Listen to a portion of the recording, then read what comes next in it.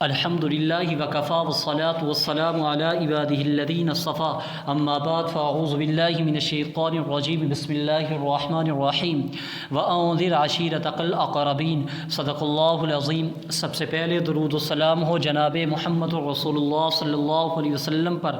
درود پڑھیے اللہم صلی علی سیدنا و مولانا محمد وعلی آل سیدنا و مولانا محمد وبارک وسلم وصلی علیہ۔ نبی صلی اللہ علیہ وسلم کے یار غار، مسلمانوں کے پہلے خلیفہ اور افضل البشر بعد الانبیاء جناب حضرت ابوبکر صدیق رضی اللہ تعالیٰ عنہ جب مسلمان ہوئے، اسلام لانے کے بعد ابوبکر صدیق رضی اللہ تعالیٰ عنہ اسلام کی تبلیغ میں سرگرم ہو گئے۔ وہ بڑے ہر دل عزیز، نرم خو، پسندیدہ خصائل کے حامل، بااخلاق اور دریا دل تھے۔ ان کے پاس ان کی مروت اور دور اندیشی، تجارت اور حسن صحبت کی وجہ سے لوگوں کی آمد و رفت لگی رہتی تھی۔ چنانچہ انہوں نے اپنے پاس آنے والے لوگوں اور اٹھنے بیٹھنے والوں میں سے جس کو قابل اعتماد پایا اسے اب اسلام کی دعوت دینا شروع کر دی۔ ان کی کوششوں سے حضرت عثمان غنی، حضرت زبیر، حضرت عبد الرحمن بن عوف اور حضرت سعد بن ابی وقاص اور حضرت طلحہ بن عبید اللہ رضی اللہ تعالی عنہم اجمعین، یہ سب کے سب مسلمان ہوئے۔ یہ بزرگ اسلام کا ہر اول دستہ تھے۔ شروع میں جو لوگ اسلام لائے تھے انہی میں حضرت بلال حبشی رضی اللہ تعالیٰ عنہ بھی شامل ہیں۔ ابن حشام نے ان کی تعداد 40 سے زیادہ بتائی ہے۔ ان کو تاریخ اسلام میں سابقین اولین کے وصف سے مشہور کیا جاتا ہے اور جانا جاتا ہے۔ ابن اسحاق کا بیان ہے کہ اس کے بعد مرد اور عورتیں اسلام میں جماعت در جماعت، جوق اور در جوق داخل ہوئے، یہاں تک کہ مکہ میں اسلام کا ذکر پھیل گیا اور لوگوں میں اس کا چرچا ہو گیا۔ یہ لوگ چھپ چھپا کر مسلمان ہو گئے تھے اور نبی صلی اللہ علیہ وسلم بھی چھپ چھپا کر ہی ان کی رہنمائی اور دینی تعلیم کے لیے ان کے ساتھ جمع ہوتے تھے، کیونکہ تبلیغ کا کام ابھی تک انفرادی طور پر پس پردہ چل رہا تھا اور ادھر سورہ مدثر کی ابتدائی آیات کے بعد وحی کی آمد پورے تسلسل اور گرم رفتاری کے ساتھ جاری تھی۔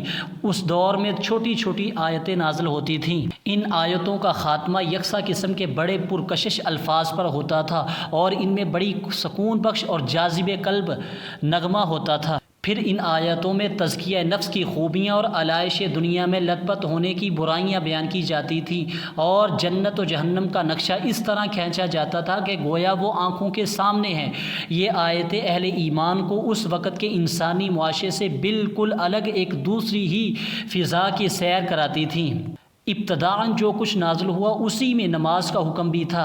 مقاتل بن سلیمان کہتے ہیں کہ اللہ رب العزت نے ابتدائی اسلام میں 2 رکعت صبح اور 2 رکعت شام کی نماز فرض کی، کیونکہ اللہ تعالیٰ کا ارشاد ہے وَسَبِّحْ بِحَمْدِ رَبِّكَ بِالْعَشِيِّ وَالْإِبْكَارِ، صبح اور شام اپنے رب کی حمد کے ساتھ اس کی تسبیح بیان کرو۔ حافظ ابن حجر رحمہ اللہ کہتے ہیں کہ نبی صلی اللہ علیہ وسلم اور اسی طرح آپ صلی اللہ علیہ وسلم کے صحابہ کرام واقعہ معراج سے پہلے قطعی طور پر نماز پڑھتے تھے۔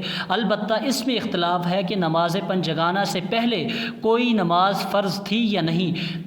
کچھ لوگ کہتے ہیں کہ سورج کے طلوع اور غروب ہونے سے پہلے ایک نماز فرض تھی۔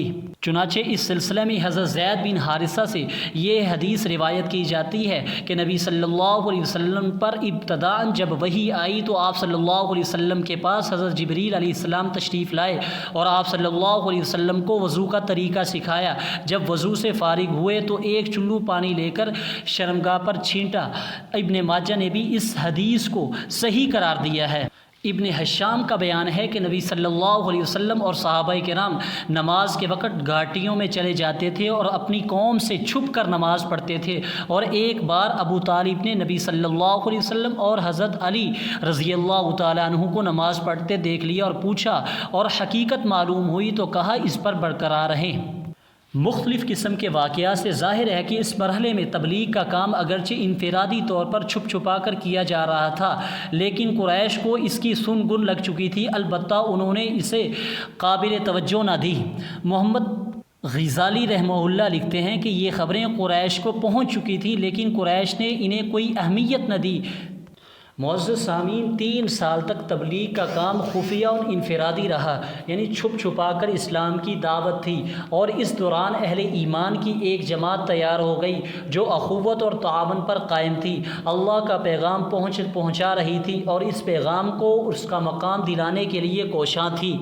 اس کے بعد وحی الہی نازل ہوئی اور نبی صلی اللہ علیہ وسلم کو حکم دیا اور مکلف کیا گیا کہ اپنی قوم کو کھلے دین کی دعوت دیں اور ان کے باطل سے ٹکرائیں اور ان کے بتوں کی حقیقت کو واضح کریں۔ کھلی تبلیغ کے بارے میں سب سے پہلے اللہ رب العزت کا یہ قول نازل ہوا وَأَنذِرْ عَشِيرَتَكَ الْأَقْرَبِينَ، یعنی آپ صلی اللہ علیہ وسلم اپنے نزدیک ترین قرابت داروں کو اس عذاب الہی سے ڈرائیے۔ یہ سورۃ الشعراء کی آیت ہے۔ اس سورت میں سب سے پہلے حضرت موسیٰ علیہ السلام کا واقعہ بیان کیا گیا، یعنی یہ بتایا گیا کہ کس طرح حضرت موسیٰ علیہ السلام کی نبوت کا آغاز ہوا، پھر آخر میں انہوں نے بنی اسرائیل سمیت ہجرت کر کے فرعون اور قوم فرعون سے نجات پائی اور فرعون اور آل فرعون کو غرق کیا گیا۔ بالفاظ دیگر کہ یہ تذکرہ ان تمام مراحل پر مشتمل ہے کہ جن سے حضرت موسیٰ علیہ السلام فرعون اور قوم فرعون کو اللہ کی دین کی دعوت دیتے ہوئے گزرے تھے۔ جب نبی صلی اللہ علیہ وسلم کو اپنی قوم کے اندر کھل کر تبلیغ کرنے کا حکم دیا گیا تو اس موقع پر حضرت موسیٰ علیہ السلام کے واقعے کی یہ تفصیل اس لیے بیان کی گئی تاکہ کھلا دعوت دینے کے بعد جس طرح کی تکذیب اور ظلم و زیادتی سے سابقہ پیش آنے والا تھا، اس کا ایک نمونہ آپ صلی اللہ علیہ وسلم اور صحابہ کرام رضوان اللہ اجمعین کے سامنے موجود رہے۔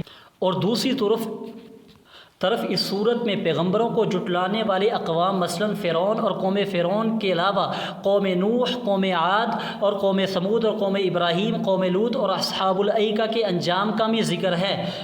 اس کا مقصد غالباً یہ ہے کہ جو لوگ آپ کو جھٹلائیں انہیں معلوم ہو جائے کہ تکذیب پر اصرار کی صورت میں، نبی صلی اللہ علیہ وسلم کو جھٹلانے کی صورت میں ان کا انجام کیا ہونے والا ہے، وہ اللہ تعالیٰ کی طرف سے کس قسم کے عذاب سے دوچار ہوں گے، اور نیز اہل ایمان کو معلوم ہو جائے کہ اچھا انجام انہی کا ہوگا اور جھٹلانے والوں کا نہیں۔ نبی صلی اللہ علیہ وسلم نے کھلا دین کی دعوت اور دین کی تبلیغ کیسے شروع کی، اس کا ذکر انشاءاللہ اگلی نشست میں ہم کریں گے۔ وَمَا عَلَيْنَا إِلَّا الْبَلَاغُ الْمُبِينُ۔